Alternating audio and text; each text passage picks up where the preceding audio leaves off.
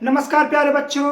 तो कैसे हो आप सब? उम्मीद है आप अच्छे होंगे और आपकी पढ़ाई भी बेहतर चल रही होगी। तो मित्रों, जैसे कि आप लोगों को कमेंट आ रहा है, सर आप फिजिक्स का चैप्टर नंबर 3 जो कि इलेक्ट्रिसिटी है, एक लेक्चर तो ला दिए हैं, आप इसी को एक लेक्चर और लाकर फिनिश कर दीजिए। तो आज हम कोशिश करेंगे कि यह चैप्टर जो कि इलेक्ट्रिसिटी है यह इस वीडियो में फिनिश हो जाए, जो कि हमारा तीसरा चैप्टर फिनिश हो जाएगा। फिजिक्स में 3 चैप्टर फिनिश हो जाएगा, केमिस्ट्री में 3 चैप्टर फिनिश हो जाएगा, बायोलॉजी में 2 चैप्टर फिनिश हो चुका है, तीसरा चैप्टर हो सकता है कल आपका वीडियो आए या तो परसों आए। तो आपका मतलब कह सकते हैं। और मैथ में हमारा चैप्टर 3.4 खत्म हो चुका है, 3.5 भी जल्द से जल्द आ जाएगा। और आप चिंता नहीं करिए, आपको सितंबर लास्ट तक साइंस कह सकते हैं, साइंस, सोशल साइंस और मैथ का 90% पोर्शन खत्म कर देंगे। बचेगा अक्टूबर में आपको हम पूरा से पूरा सिलेबस खत्म करवा के उसमें MCQs करवा देंगे। नवंबर दिसंबर बचेगा तो हम उसमें आपको इतना मैराथन लाएंगे, इतनी मैराथन लाएंगे क्लास की कि आपको 90 से 95% लाने से कोई नहीं रोक सकता। यदि आप हमारा चैनल SWR ऑनलाइन क्लासेस पर इसी तरह निरंतर पढ़ते रहें तो हम आपको टॉपर बना के रहेंगे। आपको हम यूपी बोर्ड में 95% दिला कर रहेंगे, चाहे जो भी हाल हो जाए, क्योंकि हम आपके साथ उसी प्रकार मेहनत करेंगे जिस प्रकार आप हमारे साथ मेहनत करेंगे। मान लीजिए मैं ही आपके साथ निरंतर मेहनत कर रहा हूँ, परंतु आप मेहनत नहीं कर रहे हैं तो क्या आपका नंबर अच्छा आएगा? नहीं। तो अगर आप मेरे साथ मेहनत करेंगे, जैसा जैसा मैं पढ़ाता जाऊंगा, अगर आप पढ़ेंगे तो आपका परसेंट हाई जाएगा। हमने 2018 से कह सकते हैं पढ़ा रहे हैं, मगर 2019 और 20 में हमने बच्चों को पढ़ाया, 19, 20, 21, 22 में पढ़ाया। हमारे बच्चों का 75%, 76% हमारा शुरू में आया था। बच्चे शुरू जब हम स्टार्ट किए थे पढ़ाई, फिर उसके बाद हम पढ़ाएं तो इस बार हमारे मतलब कह सकते हैं 2023 और 24 बोर्ड में जब हम ऑफलाइन पढ़ाते हैं, ऑनलाइन पहली बार मोड पे आ रहे हैं, जब ऑफलाइन पढ़ाते थे तो इस बार एक बच्ची का आया है 85.7, तो उसका मतलब 85.7 आया है। तो वह बच्ची मेरे द्वारा ही पढ़ाई गई है। तो हमने सोचे क्यों ना यह बच्चों को मतलब ऑनलाइन वाले बच्चों को या मतलब कह सकते हैं फ्री सुविधा दी जाए, और मतलब कोई शुल्क न लेते हुए भी उनको फ्री सुविधा दी जाए। तो हमारा यही मकसद है कि हर घर शिक्षा का त्यौहार होना चाहिए, हर घर शिक्षा पहुँचनी चाहिए, गरीब से गरीब बच्चा भी पढ़ सके। और लोग मतलब जैसे कि कह सकते हैं कि 1 साल पढ़ाते हैं फ्री में, जब उनके यहाँ मत कह सकते हैं कि लाखों बच्चे आ जाते हैं तो वही जब कह सकते हैं कि वो पेड बैच में कर देते हैं। जब पेड बैच में कर देते हैं तो आपको खरीदना तो पड़ेगा ही, क्योंकि आपको लत लगी थी फ्री में, जब वही टीचर से पढ़ने की आदत पड़ गई तो वो पेड बैच कर दिए। परंतु हम समय न व्यतीत करते हुए आइए शुरू करते हैं साइंस, जो कि क्लास 10th है, चैप्टर नंबर 3 है, जो कि विद्युत यानी इलेक्ट्रिसिटी है, जो कि हमारा क्या ये पढ़ाते हैं हम NCERT से ही पढ़ाते हैं। क्योंकि सोच रहे होंगे सर आप NCERT से ही पढ़ाते हैं, बिकॉज बेटा NCERT से बहुत क्वेश्चन आते हैं, मतलब कह सकते हैं हमारे बोर्ड एग्जाम में NCERT से ही क्वेश्चन फंसते हैं। तो आइए हम देखते हैं। पहला हमारा टॉपिक है ओम का नियम। ओम का नियम जब हम पेपर दे रहे थे तो हमारे में पेपर में भी आया था और इसके ऊपर न्यूमेरिकल भी आए थे। तो हम आपको न्यूमेरिकल भी कराएंगे, चिंता नहीं करिएगा। न्यूमेरिकल की एक अलग सीरीज चल रही है जिसमें क्लास 10 फिजिक्स न्यूमेरिकल नाम से प्ले लिस्ट बनी हुई है। अगर आप नहीं देखे हैं तो प्लीज़ वीडियो प्ले लिस्ट पड़ी हुई है या नीचे डिस्क्रिप्शन में आपको मिल जाएगी, आप वहाँ जाकर अवश्य देख लें। आइए देखते हैं ओम का नियम। तो ओम का नियम जो है ये कह सकते हैं कि ये जो ओम का नियम टॉपिक है ये बहुत बहुत बहुत इंपॉर्टेंट पॉइंट है, because this topic is come to examination per year to 4th और 5 नंबर्स, कह सकते हैं 3 और 5 नंबर में आते हैं। तो ओम का नियम क्या होता है, ओम के नियम की व्याख्या कीजिए और ओम के नियम का सत्यापन कीजिए, ये भी आता है। और कहता है कि ओम के नियम से न्यूमेरिकल भी दे देता है कभी कभी। तो आइए देखते हैं ओम का नियम। तो यह थी किसी चालक की भौतिक अवस्था, हम कह सकते हैं भौतिक अवस्था यानी फिजिकल स्टेट। और जैसे भौतिक अवस्था में जैसे ताप हो गया, ठीक है, ये भौतिक अवस्था, दाब हो गया, क्षेत्रफल इत्यादि के में परिवर्तन ना किया जाए। हम कह सकते हैं ताप, दाब, क्षेत्रफल इत्यादि परिवर्तन ना किया जाए, ना हो तो इसके सिरों पर लगाए गए विभवांतर तथा इसमें बहने वाली धारा, क्या इसके सिरों पर लगाए गए विभवांतर तथा इसमें बहने वाली धारा सदैव क्या रहता है, तो सदैव नियतांक रहता है। आप इसको इस प्रकार भी लिख सकते हैं कि किसी चालक की भौतिक अवस्था में भौतिक अवस्था जैसे ताप, दाब, क्षेत्रफल आदि में परिवर्तन ना हो तो उस पर उसके सिरों पर लगाए गए विभवांतर तथा उसमें बहने वाली धारा विभवांतर V तथा धारा I के अनुपात सदैव नियतांक होते हैं। इसको भी लिख सकते हैं। और आप इसको भी लिख सकते हैं कि उनके सिरों पर लगाए गए विभवांतर तथा बहने वाली धारा क्या रहता है, सदैव नियत रहता है। हम कह सकते हैं सदैव नियतांक रहता है, यानी उसका मान क्या होता है आर, नियतांक को हम आर से बदल देते होते हैं। तो ओम का फार्मूला क्या होता है बेटा, ओम का फार्मूला होता है V upon I is equal to R. आप यह फार्मूला याद कर लीजिए, यह फार्मूला बहुत बहुत बहुत इंपॉर्टेंट है, क्योंकि यह प्रतिरोधों के संयोजन, श्रेणी क्रम, समांतर क्रम में बहुत बार पूछा गया। मान लीजिए इसमें न्यूमेरिकल की भरमार है, क्या है, न्यूमेरिकल की भरमार है। तो ये जो आपको ये फार्मूला लिखाए हैं V is equal to I upon I, V upon I is equal to R, ये फार्मूला आप जरूर से जरूर देख लीजिएगा। आइए देखते हैं दूसरा पॉइंट क्या है, वैद्युत प्रतिरोध। ये जो हम आपको पॉइंट करा रहे हैं, अगर आप इस पॉइंट को पढ़ लेते हैं तो इस चैप्टर से लगभग आपका कह सकते हैं 2 से 3 से 2 नंबर में, 3 नंबर में और 5 नंबर 7 नंबर में तक क्वेश्चन आ सकते हैं बेटा। आपको अभी इसके बाद जस्ट एक पॉइंट ऐसा पढ़ा देंगे 7 नंबर का आता है। हमारे स्वयं पेपर में भी वह 7 नंबर का आया था, जिसको हमने आसानी से किया और 7 में से 7 पूरा मार्क्स मिला उसमें हमको। तो आइए देखते हैं ये पॉइंट है विद्युत प्रतिरोध। ये पॉइंट भी वेरी वेरी वेरी इंपॉर्टेंट है बेटा, वेरी वेरी वेरी इंपॉर्टेंट है, क्योंकि ये भी प्रति साल पेपर में आता है। पहले हम आपको इसको डिफरेंशियल पढ़ाएंगे, फिर हम आपको एग्जाम्पल के माध्यम से इतना अच्छा मतलब कह सकते हैं इतना बारीकी समझा देंगे कि आपको समझ में आ जाएगा, आप कभी भी नहीं भूलेंगे जिस प्रकार हमने याद किया है। तो जब किसी चालक के सिरों के बीच लगाए गए विभवांतर स्थापित किया जाता है, कह सकते हैं विभवांतर को रखा जाता है, तो चालक में क्या बहने लगती है, तो वैद्युत धारा बहने लगती है। तो लगाए गए अर्थात कह सकते हैं लगाए गए विभवांतर तथा उसमें प्रवाहित होने वाली धारा यानी करंट के अनुपात को वैद्युत प्रतिरोध कहते हैं। आपने इसको पढ़ लिया। अब आइए आपको हम ट्रिक दिखाते हैं। अब इसके हाल देखिए, कह सकते हैं किसी चालक तार में बहने वाले विभवांतर, देखिए किसी चालक तार में लगाए गए विभवांतर तथा उसमें बहने वाली धारा, किसी चालक तार में लगाए गए विभवांतर V तथा उसमें बहने वाली धारा I के अनुपात को ही वैद्युत प्रतिरोध कहते हैं। जिस वैद्युत प्रतिरोध को हम R से प्रदर्शित करते हैं, हम आइए आपको एकदम बारीकी समझाते हैं। मान लीजिए ये क्या है, सड़क है, ठीक है। यहाँ पर रास्ते में क्या बना है, ब्रेकर। क्या बना है बेटा, ब्रेकर बना है। आप मान लीजिए खूब स्पीड से आ रहे हैं, 120 130 स्पीड से यहाँ आ रहे हैं।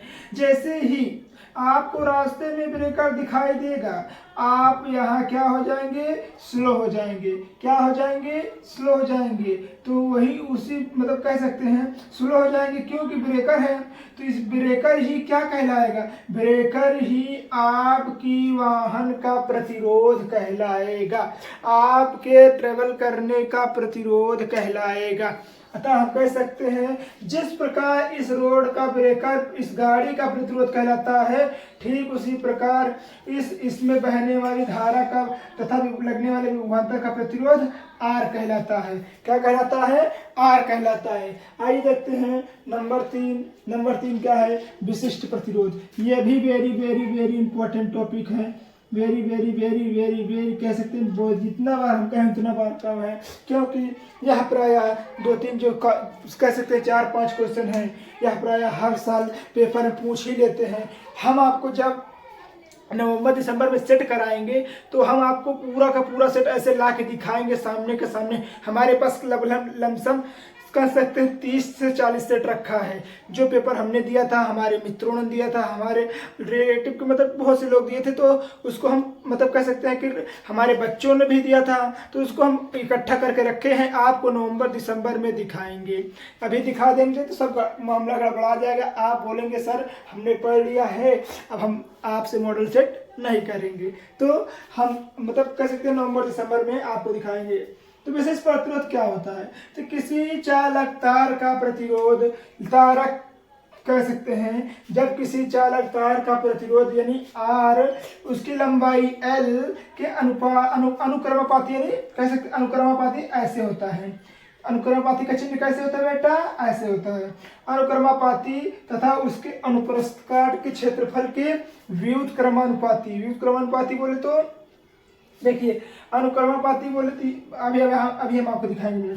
अनुक्रमानुपाती तथा क्षेत्रफल के व्युत्क्रमानुपाती होता है। ठीक है, जैसे R व्युत्क्रमानुपाती L/A, R व्युत्क्रमानुपाती L/A। ठीक उसी प्रकार हम व्युत्क्रमानुपाती को है उसको हम किससे प्रदर्शित करेंगे? उसको हम रो से प्रदर्शित करेंगे, रो से प्रदर्शित करेंगे। किससे प्रदर्शित करेंगे? रो। अर्थात हम कह सकते हैं किसी चालक तार का प्रतिरोध देखिए किसी चालक तार का प्रतिरोध तथा उसकी लंबाई के अनुप्रस्थ काट के क्षेत्र, यहाँ देखिए ये अनुक्रमानुपाती के अनुप्रस्थ, यहाँ देखिए अनुप्रस्थ काट का क्षेत्रफल A होता है, A के क्षेत्रफल के व्युत्क्रमानुपाती होता है। अर्थात कह सकते हैं कि किसी चालक तार का प्रतिरोध उसकी लंबाई के अनुक्रमानुपाती तथा उसके अनुप्रस्थ काट के क्षेत्रफल के व्युत्क्रमानुपाती होता है। ये जो है व्युत्क्रमानुपाती है और ये जो अनुपात होता है यह अनुक्रमानुपाती होता है, यानी अनुपात को ही हम अनुक्रमानुपाती कहते हैं। तो आपको उम्मीद है विशिष्ट प्रतिरोध समझ में आ गया होगा। इसको हम इस प्रकार भी ले सकते हैं R = ρL/A। इसको हम कैसे हम पढ़े थे बताएं? इसको हम पढ़े थे R = ρL/A। अभी हम आपको इसको नीचे पर बताएंगे एकदम इजी ट्रिक के साथ। तो आइए देखते हैं चौथा पॉइंट। तो एक तार का विशिष्ट प्रतिरोध R किस पर निर्भर करता है? तो एक तार का विशिष्ट प्रतिरोध उसकी लंबाई की कितनी उसकी लंबाई है और उसकी मोटाई की मतलब उसकी कितनी मोटाई है। और कह सकते हैं सीम क्या कह रहा है? तार के अनुप्रस्थ काट के क्षेत्रफल तथा उसके प्रतिरोध पर निर्भर करता है। कह सकते हैं क्षेत्रफल तथा उसके प्रतिरोध पर निर्भर करता है। जैसे रो प्रतिरोधकता = मीटर हो जाता है, तो रो ला देखिए यहाँ देखिए रो = RA/L राल, जिसको कहते हैं राल। रो बराबर है राल, रो = राल आप नहीं समझ पाएंगे, राल RAL राल हो जाएगा। तो रो यहाँ आपको ट्रिक पता चली। रो क्या फार्मूला होता है? राल।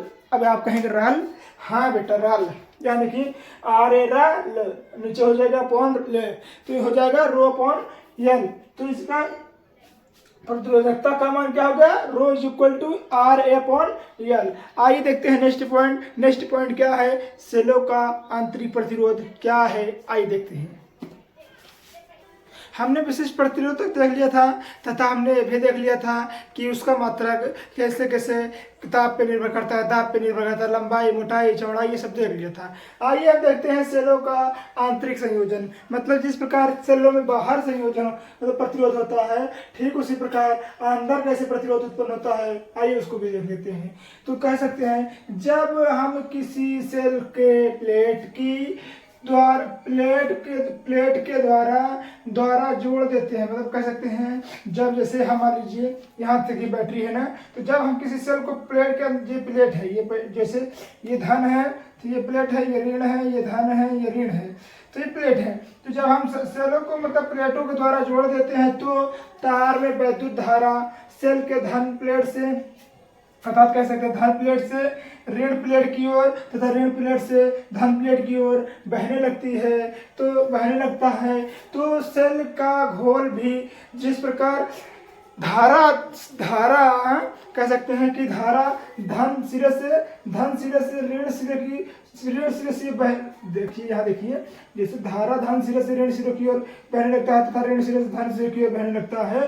ठीक उसी प्रकार वैद्युत धारा जिसमें सेल में घोल होता है, कह सकते हैं जो सेल के अंदर भरा रहता है ना घोल, उसमें सेल का घोल भी वैद्युत धारा के मार्ग में क्या उत्पन्न करता है, तो प्रतिरोध उत्पन्न करता है। सेल के मार्ग कह सकते हैं सेल, उसी प्रकार सेल का घोल भी धारा के मार्ग में प्रतिरोध उत्पन्न करता है। तो इस प्रतिरोध को ही क्या कहते हैं, इस प्रतिरोध को ही आंतरिक प्रतिरोध कहते हैं। जैसे कि आप मान लीजिए ये कोई बैटरी है, ठीक है बेटा, यहाँ कोई बैटरी है। फिर जिस प्रकार ये बैटरी में धन से ऋण की ओर जा रहा है और ऋण से धन की ओर जा रहा है, ठीक है, ठीक उसी प्रकार सेल में भी एक मान लीजिए सेल ही बना देते हैं, इसको हम सेल बना देते हैं। नहीं तो आप कहेंगे सर, ठीक है, मान लीजिए ये ऋण है और ये क्या है, धन है। तो मान लीजिए धन से ऋण की ओर जा रहा है तथा ऋण से धन की ओर आ रहा है। तो इसमें जिस प्रकार इसमें मतलब धारा बह रही है, तो ठीक उसी प्रकार इसमें तो रहता नहीं, घोल रहता नहीं। अगर आप सेल को फोड़ो तो उसके अंदर कुछ काला काला निकलता है, कोयला टाइप, तो उसको ही घोल कहते हैं। तो उस घोल में जो घोल होता है वह भी वैद्युत धारा के मार्ग में क्या उत्पन्न करता है, प्रतिरोध उत्पन्न करता है, अर्थात कह सकते हैं कि रेजिस्टेंस उत्पन्न करता है, उसको बहने में। इसी प्रकार के संयोजन को ही हम आंतरिक संयोजन कहते हैं। उम्मीद है आपको आंतरिक संयोजन समझ में आया होगा। अगर दोस्तों आपको वीडियो अच्छी लग रही है तो प्लीज़ वीडियो को लाइक कर दीजिए। अगर आप इस चैनल पर नए हो तो प्लीज़ चैनल को सब्सक्राइब करना ना भूलें। आइए देखते हैं और क्या कह रहा है। आइए देखते हैं, ये सबसे इम्पोर्टेंट टॉपिक है। ये जो है पेपर में 7 मार्क्स का, 5 मार्क्स का, तो कभी कभी 3 मार्क्स का भी आता है। 7 मार्क्स से पूछेगा तो बोलेगा समांतर क्रम संयोजन और श्रेणी क्रम संयोजन की परिभाषा देते हुए व्याख्या कीजिए। अगर 5 नंबर में पूछेगा तो पूछेगा समांतर क्रम या श्रेणी क्रम की दोनों की व्याख्या कीजिए। अगर 3 नंबर पूछेगा तो सिर्फ इसमें कहेगा समांतर क्रम और श्रेणी क्रम से आप क्या समझते हैं, तीन पॉइंट बताइए। तो इसी प्रकार इसमें क्वेश्चन पूछे जाते हैं। तो आइए देखते हैं प्रतिरोधों का संयोजन क्या होता है या कितने प्रकार के होते हैं और इसके क्या क्या कार्य होते हैं और इसको हम अपने दैनिक जीवन में किस प्रकार उपयोग में लाते हैं। आइए देखते हैं। तो जिस प्रकार हम जानते हैं बेटा कि संयोजन 2 प्रकार का होता है, मेनली श्रेणी क्रम संयोजन होता है और समांतर क्रम संयोजन होता है। आइए देखते हैं एक एक करके दोनों संयोजन को देखते हैं। तो श्रेणी क्रम संयोजन किसे कहते हैं, तो इस प्रकार संयोजन को कि मतलब कह सकते हैं श्रेणी क्रम संयोजन को में प्रत्येक प्रतिरोध का दूसरा सिरा, देखिए यहाँ पर प्रतिरोध है नहीं, यहाँ पर सिरा लगा है, देखिए यहाँ देखिए, इसको भी हम दर्शा दे रहे हैं आपको आसानी रहेगी करने में, ठीक है। तो क्या कह रहा है, इस क्रम संयोजन में प्रतिरोध का दूसरा सिरा अगले सिरे से, देखिए यहाँ पर, यहाँ दूसरा सिरा है, दूसरा सिरा अगले सिरा है, अगले सिरा के कैसे, अगले सिरा के पहले से, मतलब कह सकते हैं अभी आप ही देखिए, इसका पहला दूसरा, पहला दूसरा, पहला दूसरा, ठीक। तो क्या कह रहा है, देखिए आप यहाँ से एनालाइज करने से अगर आप डायग्राम के माध्यम से समझेंगे तो जिस प्रकार हमें अभी तक याद है उसी प्रकार आपको भी लॉन्ग टाइम तक याद रहेगा। तो कह रहा है इस संयोजन में प्रत्येक प्रतिरोध का दूसरा सिरा, यहाँ देखिए दूसरा सिरा लिखा है ना, तो दूसरा सिरा पहले प्रतिरोध के आने वाले पहले सिरे से, देखिए तो पहले सिरे, दूसरा सिरा पहले सिरे से, तो अब फिर कह सकते तीसरा सिरा चौथे सिरे के पहले सिरे से जुड़ा रहता है, तो जुड़ा होता है। इसी प्रकार के संयोजन को हम क्या कहते हैं, इसी प्रकार संयोजन को हम श्रेणी क्रम संयोजन कहते हैं। उम्मीद है मित्रों आपको समझ में आ रहा होगा। नहीं समझ में आया फिर से हम आपको देख लीजिए, बता दे रहे हैं। मान लीजिए ये कोई, मान लीजिए संयोजन 1 2 3 4, तो जिस प्रकार दूसरा सिरा पहले सिरे से और अब इसका देखिए ये तीसरा दूसरा हो गया, मतलब मान लीजिए दूसरा ये तीसरा ये चौथा ये पांचवा है, ठीक है। अब दूसरा तीसरे से जुड़ा, अब तीसरा तो तीसरे से चौथे से जुड़ेगा नहीं, तो चौथा तीसरे से जुड़ेगा। इसी प्रकार तो दूसरा सिरा पहले सिरे से तथा उसका अगला सिरा फिर उस मतलब श्रेणी के पहले सिरे से जुड़ा रहेगा। इसी प्रकार संयोजन को ही हम श्रेणी क्रम संयोजन कहते हैं। यहाँ देखिए इसको बैटरी मान लिए हैं, इसको कुंजी यानी की मान लिए हैं, इसको धारा यानी आई मान लिए हैं। यहाँ पर ABCD मतलब पॉइंट मान लिए। यहाँ पर कितनी धारा कितना प्रतिरोध बह रहा है, 1 प्रतिरोध 2 प्रतिरोध और 3 प्रतिरोध, यानी R1 R2 और R3। तो श्रेणी क्रम का फार्मूला क्या होता है, श्रेणी क्रम का फार्मूला होता है, श्रेणी क्रम का फार्मूला होता है R बराबर R1 plus R2 plus R3। श्रेणी क्रम का फार्मूला क्या होता है बेटा, R1 plus R2 plus R3। आइए देखते हैं समांतर क्रम। समांतर क्रम संयोजन क्या होता है, किस क्या क्या कार्य हैं, इसको भी आइए हम देखते हैं। तो कह रहा समांतर क्रम संयोजन में इस प्रकार से जोड़ा जाता है कि सभी के पहले सिरे ए, यहाँ देखिए सभी तार का पहले, देखिए सभी तार जुड़ा यहाँ पर ना, इसको किसी तरह से हैं ए से, तो सभी तार के पहले सिरे ए तथा एक बिंदु एस जुड़ा, ठीक है, तथा दूसरा बिंदु बी दूसरे बिंदु से सभी सिरे से पहले, देखिए यहाँ फिर से देख लीजिए, समांतर क्रम संयोजन में इस प्रकार से जोड़ा जाता है कि सभी के पहले सिरे ए, सभी के पहले सिरे ए, यहाँ देखिए ए लिखा है ना, फिर एक बिंदु से यह बिंदु जुड़ा है ए से, फिर तथा पी दूसरे बिंदु से सब दूसरे बिंदु से जुड़े। इस क्रम संयोजन को ही हम समांतर क्रम संयोजन कहते हैं। पहले बिंदु का जो ए दिया है, देखिए सभी तार एस जुड़ा है, और दूसरा बिंदु बी दिया है, सभी तार बी जुड़ा है। तो इसी प्रकार संयोजन को ही हम समांतर क्रम संयोजन कहते हैं। यहाँ देखिए बैटरी लगा दी है, की लगा दी है, धारा बहेगी। तो इसमें देखिए धारा सब में अलग अलग बहेगी, I1 I2 I3। तो रजिस्टेंस भी सबके ऐसे ही रहेगा, मतलब कह सकते हैं कि अपॉन में रहेगा। और यहाँ देखिए फिर आकर I1 I हो जाएगी, फिर यहाँ जाकर I हो जाएगी। तो इसका फार्मूला क्या होता है, 1/R is equal to 1/R1 1/R2 plus 1/R3। ये क्या होता है, तो इसका फार्मूला हम इसको प्रूव भी करवाएंगे, किसी वीडियो में लेकर आएंगे, प्रोवाइड करवाएंगे किसी चैप्टर में, मतलब कह सकते हैं कि हम इसको लेकर आएंगे नेक्स्ट वीडियो में। आइए देखते हैं नेक्स्ट पॉइंट क्या है। अभी आप पहले स्क्रीनशॉट ले लीजिए, उसके बाद देखते हैं।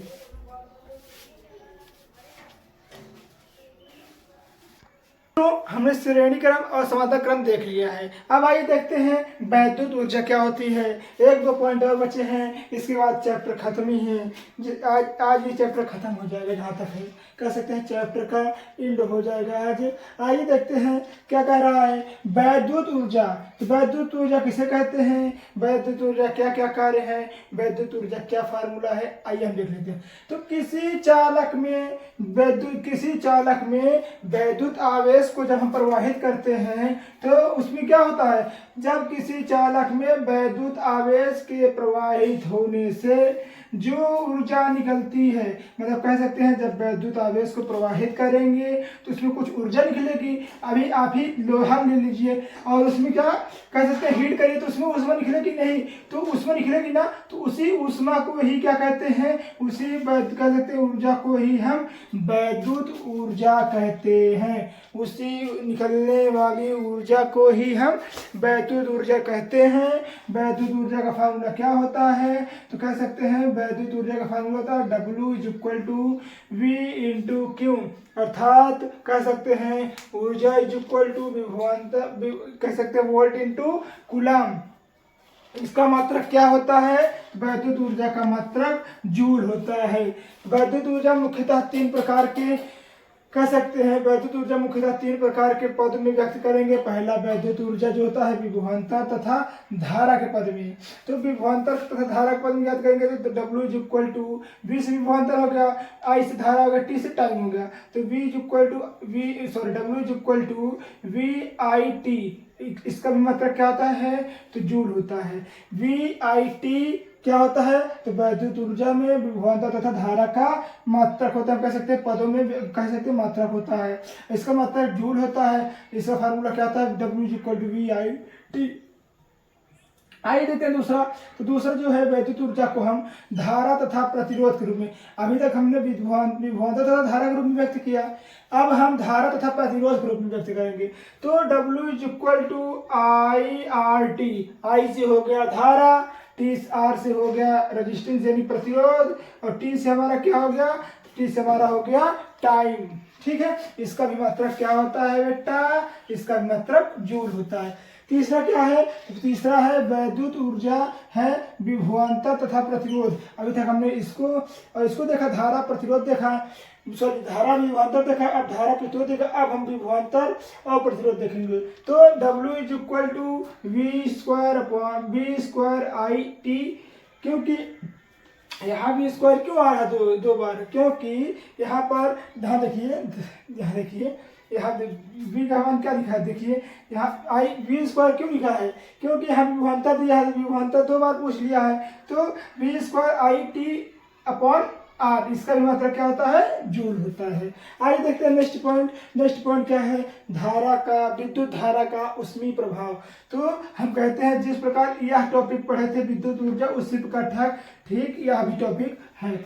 जब किसी तार में धारा प्रवाहित की जाती है तो तार क्या हो जाता है, तार गर्म हो जाता है। जब तार गर्म हो जाता है तो उसमें क्या निकलने लगती है, उसमें क्या निकलने लगती है, उसमें ऊष्मा निकलने लगती है। जब ऊष्मा निकलने लगेगी तो विद्युत धारा, मतलब कह सकते हैं जब ऊष्मा निकलने लगेगी तो उसी ऊष्मा के विद्युत धारा का ऊष्मीय प्रभाव कहते हैं। इसे हम H से प्रदर्शित करते हैं, जिसको हम हीट कहते हैं। फिर इसका प्रथम आगे पहला फार्मूला क्या लिखा है तो H is equal to VIT/4.2। ये जो 4.2 है ये क्या होता है, तो ये हमारा हेनरी होता है।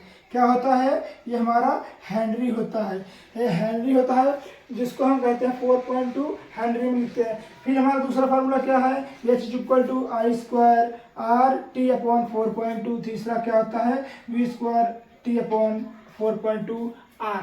तो आइए देखते हैं नेक्स्ट पॉइंट, लास्ट पॉइंट रहेगा उसको हम देख लेंगे, फिर उसका चैप्टर खत्म हो जाएगा। आइए देखिए, पहले आप स्क्रीनशॉट ले लीजिए।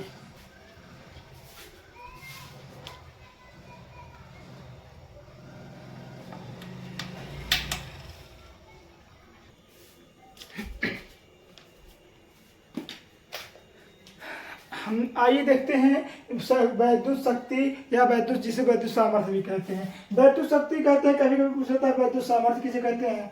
तो आपको हड़बड़ाना नहीं है बच्चों, आपको या वैद्युत शक्ति पूछ ले चाहे वैद्युत सामर्थ्य पूछ ले, आपको जवाब वही देना है जो वैद्युत शक्ति का होता है या वैद्युत सामर्थ्य का होता है। तो कहते हैं किसी वैद्युत परिपथ में जो ऊर्जा व्यय होती है, व्यय यानी खर्चा होती है, व्यय होने की दर को ही वैद्युत शक्ति कहते हैं। मान लीजिए कोई कार्य करना होगा, जब कोई कार्य करेंगे तो हमें हमारे शरीर से जो ऊर्जा व्यय होगी तो उसे ही क्या कहते हैं, वैद्युत शक्ति कहते हैं। हम जो शक्ति लगाएंगे किसी चीज़ में तो हमारी ऊर्जा नष्ट होगी। मान लीजिए मार्कर है, मार्कर को हम ठेलने की कोशिश कर रहे हैं, जब ठेलने की कोशिश करेंगे तो इसमें जो ऊर्जा खर्ची होगी उसे ही हम क्या कहेंगे, उसे ही हम वैद्युत शक्ति, मतलब उसे ही हम शक्ति कहेंगे। तो ठीक उसी प्रकार मान लीजिए कोई क्या है, मान लीजिए कोई परिपथ है, जब इसको परिपथ में ठेलने यानी ढकेलने में कोई कार्य करेंगे तो इस परिपथ में क्या होगा, कोई ऊर्जा व्यय होगी। इस परिपथ को ही हम क्या कहते हैं, वैद्युत शक्ति कहते हैं,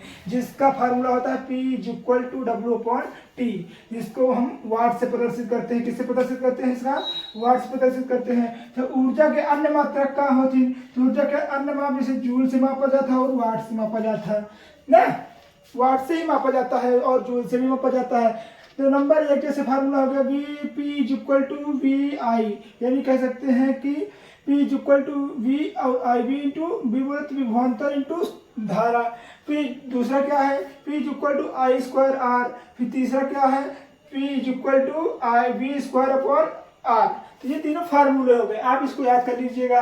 अगर आपको फार्मूले चाहिए तो हमारे चैनल SWR ऑनलाइन क्लासेस पर सभी चैनल मतलब कह सकते हैं सभी फार्मूलों की वीडियो पड़ गई है। आप नहीं देखे हैं तो प्लीज़ डिस्क्रिप्शन में आपको फार्मूला लिस्ट मिल जाएगी, उसे जाकर आप अवश्य पढ़ लें या देख लें।